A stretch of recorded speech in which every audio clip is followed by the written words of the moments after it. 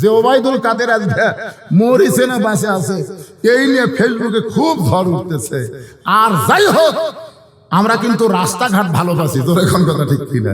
যেটা হাসিনার ভালো বলাই লাগবে ভাইজান, বলাই লাগবে। কিন্তু হাসিনার সবচাইতে যেটা খারাপ করছে সেটা হলো আলেম ওলামাদের সঙ্গে, ইসলামের সাথে, ইসলামী শিক্ষার সাথে গাদ্দারি করেছে। জোরে কথা ঠিক কিনা? কথা বলেন। এখন কিন্তু রাতের বেলা আমরা বক্তারা খুব বিপদে আছি। অনেক রাস্তা তেল তেলা হলেও কিন্তু আমরা যাবার পারতেছি না, চোর ডাকাতের ভয়ে। আমরা ভাঙ্গা রাস্তা নিরাপদ মনে করে বাড়িতে আসতেছি। এই হাসিনা যাওয়ার পর থেকে বুঝলেন এতই সন্ত্রাসী বেড়ে গেছে ভাইজান, রাস্তার মধ্যে যেটি সেটি চিনছেন। এখন হয়তো বলবেন হুজুর আপনি হাসিনার তারিফ করতেছেন। আচ্ছা, আমাদের বগুড়া শহরের দিকে তাকালে মাঝে মধ্যে হাসিনার কথা মনে হয় না? তল দেও গাড়ি যায়, উপর দেও গাড়ি যায়, এটা করলো কে? এ কথা কম না কেন, এটা কে করলো? যে ওবায়দুল কাদের আজকে মরিছে না বাঁচে আছে, এই নিয়ে ফেসবুকে খুব ঝড় উঠতেছে। আর যাই হোক, আমরা কিন্তু রাস্তাঘাট ভালোবাসি, তোর এখন কথা ঠিক কিনা? যেটা হাসিনার ভালো বলাই লাগবে ভাইজান, বলাই লাগবে। কিন্তু হাসিনার সবচাইতে যেটা খারাপ করছে সেটা হলো আলেম ওলামাদের সঙ্গে, ইসলামের সাথে, ইসলামী শিক্ষার সাথে গাদ্দারি করেছে। জোরে কথা ঠিক কিনা? কথা বলেন। এক আল্লামা সাইদি হুজুরকে যদি হাসিনা ছাড়া দিত, বাংলার মুসলমান ওর উপর এত রাগ করত, কিন্তু জেলখানায় বন্দি রেখে তাকে আবার হাসপাতালে নিয়ে গিয়ে হত্যা করলো। এই যে ভারতের কথা মতো হাসিনা চলার কারণেই অধিকাংশ মানুষ হাসিনার এত ভালো কাজ দেখেও কিন্তু তারা তার উপর খেপে গেছে। কথা বলেন ঠিক? আমি ভবিষ্যতে যারা বাংলাদেশের ক্ষমতার মসনদে বসবেন তাদেরকে বলতেছি, খবরদার এ ভারতের পক্ষ অবলম্বন করেন না। কারণ বাংলার মুসলমান আর যাই হোক, ভারতের দালালি তারা পছন্দ করে। এ জোরে কন্যা কেন করে? কেন করে না? যেই ভারত আমাদের 400 বছরের পুরাতন বাবরি মসজিদ ভাঙ্গা ওই জায়গায় রাম মন্দির তৈরি করলো। ভারতে মন্দির বানানোর বহু জায়গা আছে, কিন্তু কোন জায়গায় ফাঁকা জায়গায় মন্দির না বানায়া মসজিদ ভাঙ্গা সে জায়গায় মন্দির বানানোর পর থেকে বাংলার মুসলমানের কলিজার মধ্যে ভারত হলো 1 নম্বর শত্রু। ধরে কোন ঠিক কিনা? একটু মনোযোগ দেবেন। বাংলার মুসলমান নামাজ যদি নাও পড়ে, তারপরেও তারা কিন্তু মসজিদকে ভালোবাসে। বাসে না ভাইজান?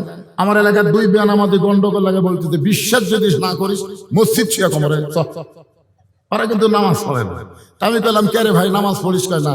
তো মসজিদ? কয় মসজিদ আল্লাহর ঘর হুজুর, আমরা বিশ্বাস করি। শোনেন, মুসলমানের নামাজ না পড়লো মসজিদকে তাদের জীবনের চাইতে বেশি ভালোবাসে। কথা কন ঠিক কিনা? এই জন্য ভারত বাবরি মসজিদ ভাঙ্গার পর থেকে আমাদের কলিজার মধ্যে একটা আগুন আছে না নাই? এই ভারতের পক্ষে যারা কথা বলবে বাংলার মুসলমান তাদেরকে সহ্য করবে না। কথা প্রসঙ্গে কথা আসলে বললে আপনাদের বললাম একটু খেয়াল করবেন। লোকটা বলতেছে হযরত ওমর যখন আল্লাহর কোরআন দিয়ে রাষ্ট্র চালায় তখন প্রত্যেকটা মানুষের জন্য দিনও যা রাতও তাই। তুমি জানো না, তুমি জানো না। কি ভাইজান কি না? শোনেন, আজান কি জন্য? নামাজের জন্য, ঠিক না? আজানের উত্তর দেওয়া মানে কি? সবাইকে দেওয়া লাগবে না, এখান থেকে যে কোনো একজন উত্তর দিলেই চলবে। আর আজান দেওয়া মানে আমাদেরকে নামাজের জন্য ডাকতেছে। জোরে কোন কথা ঠিক কিনা? এখন আমরা নামাজ পড়বো না? এ ভাই, এখানে যত মানুষ বসে আছেন আমরা কি এসে নামাজ পড়বো না? প্রতিদিন হয়তো যে টাইম পড়তাম আজকে সেখান থেকে 1 ঘন্টা 1 ঘন্টা পরে যদি পড়ি অসুবিধা হবে? কোনো সমস্যা আছে? যারা নামাজ পড়বে তারা ঈশার নামাজ না পড়ে কোনোদিন ঘুমাতে পারবেন না। বিশ্বাস যদি না হয়, আপনি যারা 5 ওয়াক্ত নামাজ পড়েন একদিন ঈশার নামাজ না পড়ে আপনি ঘুমানোর চেষ্টা করেন তো দেখি কত বড় মরদ আপনি ঘুমাতে পারেন। নামাজের জন্য ঈশার নামাজ হলো সবচাইতে বড় ঘুমের ট্যাবলেট। আপনি যখন নামাজ আদায় করবেন আপনি দেখবেন সুন্দর মনে ঘুম পাড়বেন। নামাজ পড়বেন না, ঘুমও ধরবে না। এই জন্য আমরা যারা এখানে ওয়াজ শুনতেছি আমরা কি নামাজ পড়বো না? আমাদের যে মসজিদকে কেন্দ্র করে আজকের মাহফিল, এই মসজিদে আজান দিলেই আমরা ওয়াজ বন্ধ করে দেব। সমস্যা আছে? একটা সময় আছে ভাইজান, আমি যে ওয়াজটা ধরছি একটা কমপ্লিট লাগবে না, এই জন্য আপনারা আনসান করেন না। যারা পিছনে দাঁড়িয়ে আছেন আপনারা আল্লাহর রাস্তায় বসেন, বসেন সবাই বসেন, বসার জায়গা যতক্ষণ আছে আল্লাহর রাস্তায় একটু বসেন, সবাইকে অনুরোধ করতেছি আপনারা বসেন। আর যারা বসে আছেন যদি কারোর সামনে ফাঁকা থাকে, ফাঁকা যদি থাকে আল্লাহর রাস্তায় একটু জমে জমে চেপে চেপে বসেন। শীতের রাত চাপা বসলে কি সমস্যা আছে? যদি ফাঁকা যার সামনে আছে তাকে বলবো একটু জমে বসেন। আর যারা পিছনে রাস্তায় দাঁড়িয়ে আছেন সবাই আল্লাহর রাস্তায় বসেন, একটু জিকির করেন লা ইলাহা ইল্লাল্লাহ, জোরে লা ইলাহা ইল্লাল্লাহ, লা ইলাহা লা ইলাহা ইল্লাল্লাহু মুহাম্মাদুর রাসূলুল্লাহ। সকলে বলি সাল্লাল্লাহু আলাইহি ওয়াসাল্লাম। কি জানো করলো বাবা? হঠাৎ এরকম হাত দিয়ে কি করো বাবা? কি সুন্দর মাইকের সাউন্ড। আরে পাগলা, বগুড়া জেলার মধ্যে যত বক্তা আছে আমার চাইতে ভালো মাইক কেউ ছিল না। না সাউন্ড বাড়াতে দেওয়ার দরকার নাই, তো যেটা আছে সেটাই থাকে।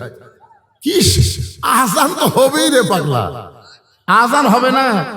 আমি দেখছি, আমি যে সুতারপুর একটা ফ্ল্যাট আছে ওখানে যখন শুয়ে থাকি দেখি 3টার সময় আসরের আজান হয়, আবার দেখি 4:45 আসরের আজান হয়, আবার দেখি 4:15 আসরের আজান হয়। আপনি কোনটার উত্তর দিবেন? এই কতক্ষণ কোনটার উত্তর দিবেন? 3টার দিবেন? আলে হাদিস যারা ওরা 3টার দিবে, ধরে কোন কথা ঠিক না? আমরা কোনটার দেব? দেখ না কার আজান, আমরা উত্তর দেব এই মসজিদে যেটা হবে সেটা। আমার কথা কি বুঝতে পারছেন? শহরের মসজিদে কখন কোন জায়গাতে আজান দিবি এখন এই পর্যন্ত ওয়াজ বন্ধ করে তুই যে কটা বসে আছে উঠে চলে যাবি। প্রতিদিন যা করেন কেন আজকের দিনে একটু কথাগুলো গুরুত্ব তো শোনেন তো, কথা কি গুরুত্বপূর্ণ না? আরে নামাজ পড়া তো লাভ নাই, নামাজ ধরা লাগবে ভাই জান। সেই কথাটাই আপনাদের সামনে আসতেছে। আমি যে আয়াতে কারিমা তেলাওয়াত করেছি সে আয়াতটা হলো ইয়া আইয়ুহাল্লাযীনা আমানুস্তাঈনু বিস-সাবরি ওয়াস-সালাত ইন্নাল্লাহা মা'আস-সাবিরিন। এই আয়াতের উপরে যখন ওয়াজ করবো না তখন বুঝবেন আজান কি নামাজ কি বোঝা লাগবে। না বুঝা সারাদিন কেউ যদি পড়ে ওই পরীক্ষা পাস করবে, পড়িচ্ছে বোঝা না, খালি পড়ে পড়ে পড়ে পড়ে সারা রাত পড়ে পরীক্ষা দিলে ফেল করে। তা আমাদের বর্তমানে বাংলাদেশের নামাজের অবস্থা হচ্ছে তাই, সারা জীবন নামাজ পড়বি পরীক্ষা যে ফেল করবি। ওয়াজটা শোনেন মনোযোগ দিয়ে, যেই কথা বলতেছিলাম একটু গুরুত্ব দেন।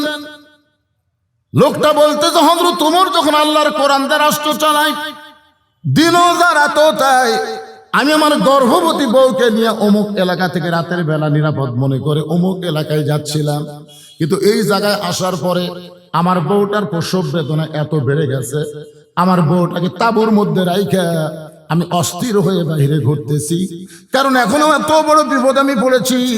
আমার বউটার প্রসব ব্যথা আমি লাঘব করবার পারতেছি না, আমার বউটা এত কান্না করতেছে, আমি এখন কি করব ভাই? ওমর ফারুক লোকটার বুকের মধ্যে নিয়ে কপাল একটা চুমা দিয়ে বলতে, ভাই জান আপনার কোনো টেনশন করা লাগবে না, আমার বাড়িতে একটা ভালো ধাত্রীর খবর আছে। সুবহানাল্লাহ।